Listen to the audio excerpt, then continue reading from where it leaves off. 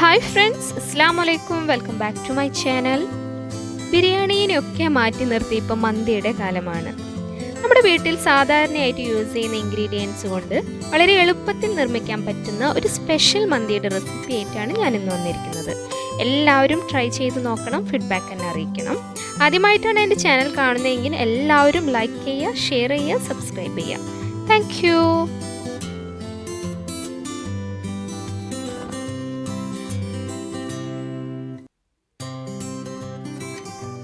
അതിനായി ഞാനൊരു പാൻ എടുത്തിട്ടുണ്ട്. അതിലേക്ക് നമുക്കൊരു കുറച്ച് ഓയിൽ ഒഴിച്ചു കൊടുക്കാം. പിന്നെ ഒരു 2 സവാളയാണ് എടുത്തിരിക്കുന്നത്. അതിൽ ഒരെണ്ണമാണ് ഞാനിപ്പോൾ ചിക്കനായിട്ട് എടുത്തിരിക്കുന്നത്. അത് കഴിയുമ്പോൾ കുറച്ച് ഗരം മസാല, പട്ട, ഏലക്ക, ഗ്രാമ്പു, കുരുമുളക് ഇതൊക്കെ നമുക്ക് ചേർത്ത് കൊടുക്കാം. വളരെ കുറച്ച് ക്വാണ്ടിറ്റി മാത്രം മതി.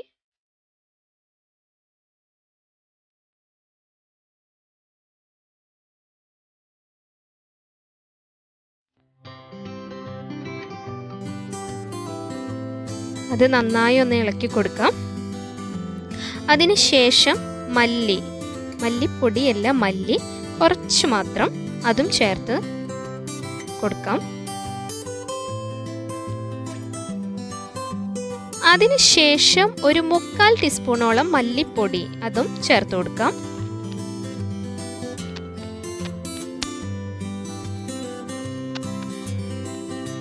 അതിനുശേഷം 1 ടീസ്പൂൺ ജിഞ്ചർ ഗാർലിക് പേസ്റ്റ് ചേർത്ത് നന്നായി ഇളക്കി യോജിപ്പിക്കാം.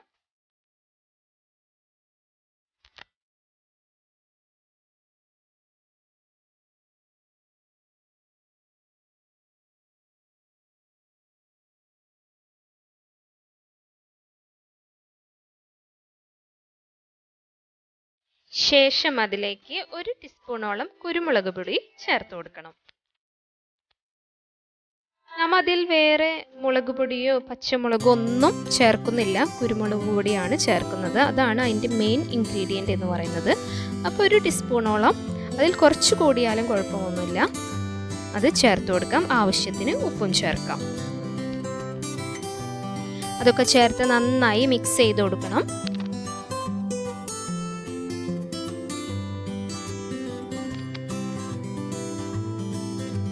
അതിനുശേഷം അതൊന്ന് വാടി വരുമ്പോൾ അതിലേക്ക് നമുക്ക് ചിക്കൻ ചേർക്കാം. ഞാനിതിന് വളരെ ചെറിയൊരു ക്വാണ്ടിറ്റി ചിക്കനാണ് എടുത്തിരിക്കുന്നത്. പിന്നീട് അതിലേക്ക് നമുക്ക് വെള്ളം ചേർത്ത് കൊടുക്കാം. ചിക്കൻ ഏകദേശം മുങ്ങുന്ന രീതിയിലുള്ള വെള്ളം മാത്രമേ വേണ്ടൂ. ഒരുപാട് വെള്ളം നമ്മൾ കറിക്കെടുക്കുന്നത് പോലെ വെള്ളം അതിന് ചേർക്കേണ്ടതില്ല. അപ്പം ഞാനൊരു 2-2.5 കപ്പോളം വെള്ളമാണ് ചേർക്കുന്നത്. അതൊക്കെ ചേർത്ത് ഒന്ന് കുറച്ച് നേരം നമുക്ക് മൂടി വെച്ച് വേവിക്കാം.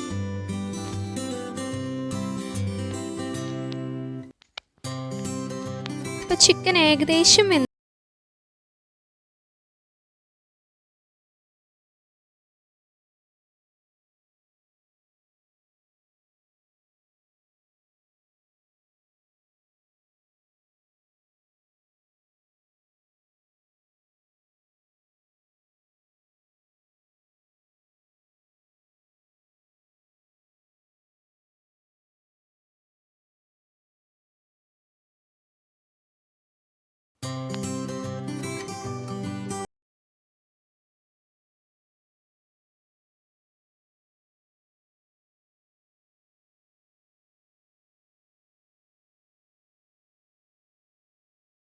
കുറച്ചൊരു റെഡ് കളർ, ഞാൻ ഫുഡ് കളർ അല്ല കേക്കിൻ്റെ കളറാണ് എടുത്തിരിക്കുന്നത്. റെഡ് കളറ് അത് ചേർത്തൊന്ന് കുറച്ച് നേരം മാരിനേറ്റ് ചെയ്ത് വയ്ക്കാം. ഏകദേശം സെറ്റായിട്ടുണ്ട്. പിന്നെ നമുക്ക് റൈസിനുള്ളത് ശരിയാക്കാം. അപ്പോൾ ഈ മസാല ഏകദേശം ഒരു കപ്പോളം മസാല ഉണ്ടായിരുന്നു. നമ്മൾ ഗീ റൈസൊക്കെ ഉണ്ടാക്കുന്നത് പോലെ ഇരട്ടി വെള്ളം ഇതിനെടുക്കണ്ട. ഞാനൊരു 1.5 കപ്പ് അരിയാണ് എടുക്കുന്നത്. അപ്പോൾ ഒരു 2.5 കപ്പോളം ഈ മസാലയും ചേർത്ത് 2.5 കപ്പോളം വെള്ളമാണ് റൈസിനായിട്ട് ഒഴിച്ചു കൊടുക്കുന്നത്. അപ്പോൾ നമുക്ക് റൈസ് പ്രിപ്പയർ ചെയ്യാം. അതിനായിട്ട് ഞാനൊരു പാൻ വെച്ചിട്ടുണ്ട്. അതിലേക്ക് കുറച്ച് ഓയിൽ ഒഴിച്ചു കൊടുക്കാം. ഞാൻ ആദ്യം പറഞ്ഞു 2 സവാളയാണ് എടുത്തിരിക്കുന്നത്. 1 സവാള ഞാൻ ചിക്കനിലായിട്ട് എടുത്തു. പിന്നെ ഒരു 1/2 സവാള അതാണ് ഞാൻ ഈ റൈസിനായിട്ട് എടുത്തിരിക്കുന്നത്. അതൊന്ന് ജസ്റ്റ് വാട്ടി കൊടുക്കാം.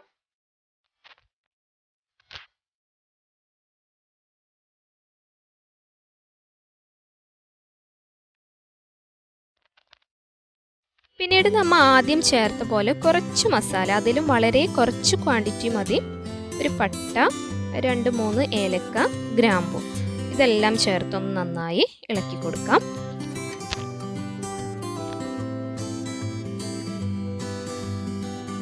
അതിനുശേഷം നമ്മുടെ ആദ്യത്തെ മസാലയാണ് ഞാനിതിൽ ചേർക്കുന്നത്. പിന്നെ 1 കപ്പോളം മസാല ഉണ്ടായിരുന്നു. അപ്പോൾ ഞാനൊരു 1.5 കപ്പ് വെള്ളമാണ് പിന്നീട് ചേർത്ത് കൊടുത്തത്. ആവശ്യത്തിന് ഉപ്പും ചേർക്കാം. എന്നിട്ട് അത് തിളയ്ക്കുന്നത് വരെ നമുക്കൊന്ന് വെയിറ്റ് ചെയ്യാം. വെള്ളം നന്നായി തിളയ്ക്കുന്നുണ്ട്. അതിലേക്ക് നമുക്ക് റൈസ് ചേർത്ത് കൊടുക്കാം.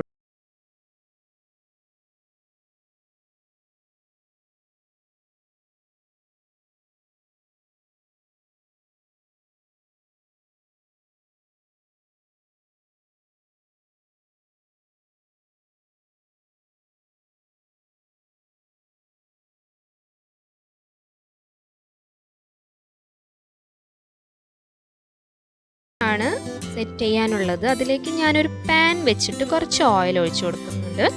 പിന്നീട് നമ്മൾ ഈ മാരിനേറ്റ് ചെയ്ത് വെച്ചിരിക്കുന്ന ചിക്കൻ ഒന്ന് ചെറുതായിട്ടൊന്ന് ഫ്രൈ ചെയ്തെടുക്കണം.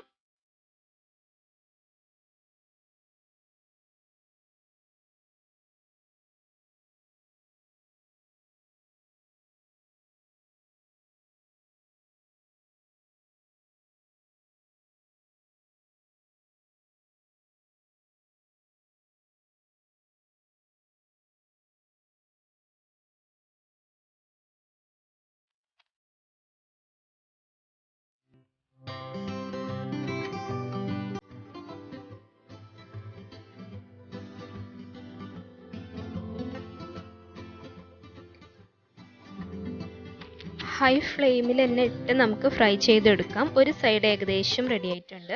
ഒന്ന് മറിച്ച് ഇട്ട് കൊടുക്കാം.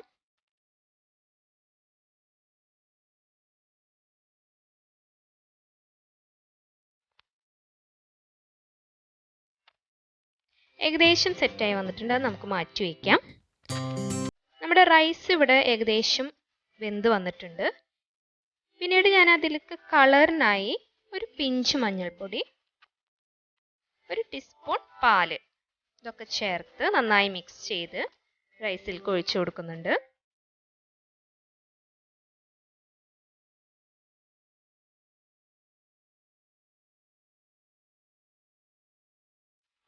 പിന്നെ കുറച്ച് റെഡ് കളറും ആഡ് ചെയ്യുന്നുണ്ട്. പിന്നീട് നമുക്ക് ഈ ഫ്രൈ ചെയ്ത് വെച്ചിരിക്കുന്ന ചിക്കൻ അതിൻ്റെ മേലെ ഇങ്ങനെ വെച്ചു കൊടുക്കാം. അതിനുശേഷം ഫ്ലെയിം ഓഫ് ചെയ്ത് ഒരു സ്റ്റീൽ ബൗളിലേക്ക് കുറച്ച് ചാർക്കോളോ കുറച്ച് കണലോ എടുത്ത് അതിലേക്ക് കുറച്ച് ഓയിൽ ഇങ്ങനെ ഒഴിച്ചു കൊടുത്ത് 10 മിനിറ്റോളം നന്നായി മൂടി വയ്ക്കുക. അപ്പം നമ്മുടെ റൈസ് ഇവിടെ റെഡി ആയിട്ടുണ്ട്. ഇനി നമുക്ക് റൈസിനായിട്ടുള്ള ഒരു അടിപൊളി ചട്നി തയ്യാറാക്കാം. ഇനി 1/4 പീസ് സവാള, 2 തക്കാളി, 1/2 ലെമൺ ജ്യൂസ്,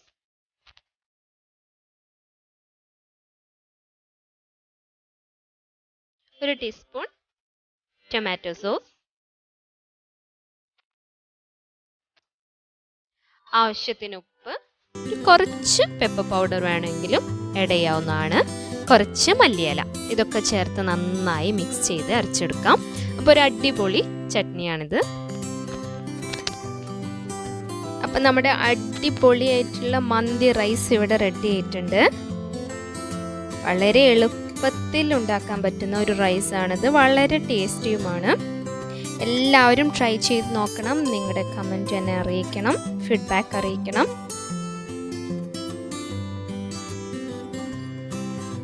അപ്പം ഇന്നത്തെ വീഡിയോ ഇഷ്ടമായെന്ന് വിചാരിക്കുന്നു. മറ്റൊരു വീഡിയോയുമായി കാണുന്നവരെ എല്ലാവർക്കും ബൈ ആൻഡ് താങ്ക് യു.